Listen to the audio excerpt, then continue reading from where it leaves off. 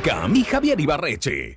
Hi, I'm Javier Ibarreche with De Estreno, and I'm here with Glen Powell, star of the new movie The Running Man. Glenn, how you doing? I'm doing great. How you doing? Really, really good.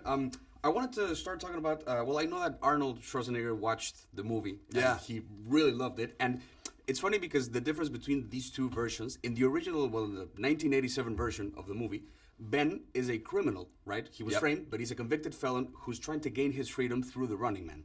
However, in this version, we see a Ben who is not convicted, he's just unemployed.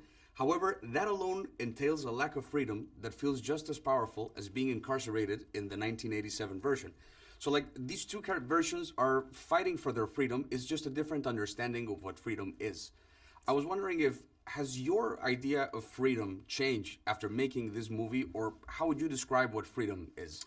Well, I think what's great about, what I'm really proud of in terms of our movie is that, the Stephen King book really, we're keeping the DNA of what the Stephen King book, it is, which is a guy who, Edgar and I joke about it. It's like the most high octane pharmacy run of all time. Yeah. It's like he goes out, and tries to get medicine for his daughter, and to save his daughter's life, and signs up for an unwinnable game show, a game show called The Running Man, where the entire world is going to hunt him down for 30 days. And what's I find to be really interesting is that Ben is a guy that from minute one of the movie, he stood up for his colleagues. There was abuse by the employers of his company, and he flagged it, and he was blacklisted from working, so he can't provide for his family.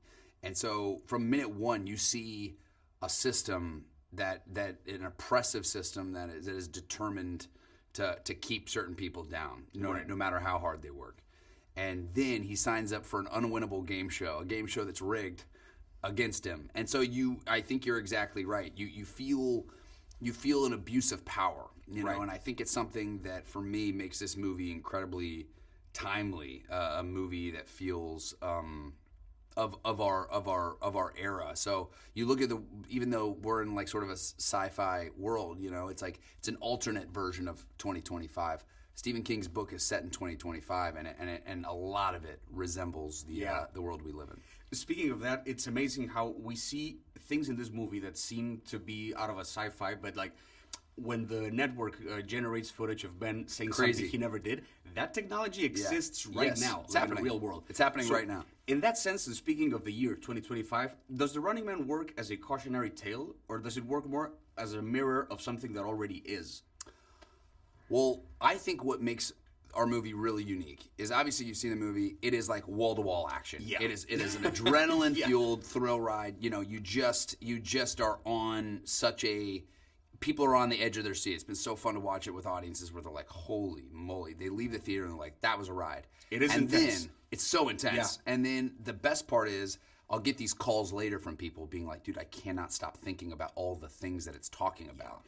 So in addition to just being an awesome action movie, it's one of those things that really causes you to think about where we are in our relationship with fact and fiction and the media and all the deep fake elements that you see, the AI elements. It's all happening right now. So I find it to be, an action movie of our era. Even Stephen King said this is like the Die Hard of our era because it's talking about all the things that you're talking about. It's like it's all happening. It's all happening right now. Even when he doesn't write terror, he actually writes horror, right? Like it's totally. And very quickly to wrap things up, there's an interesting element of notoriety with Ben. He becomes really famous. He's recognized everywhere.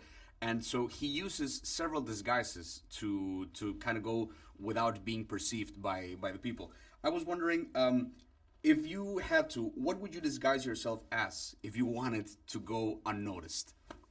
What's really funny? I guess I'm getting known for loving to wear disguises and masks on screen. I don't do it in my normal life. I really, I love to play characters on screen, but for the most part, I don't tend to disguise myself out in the real world. People tend to be really nice and amazing and yeah. So yeah, I don't need to.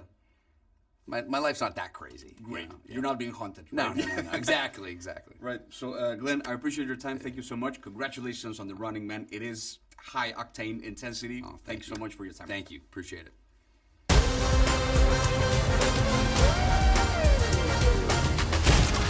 Hey, big boys!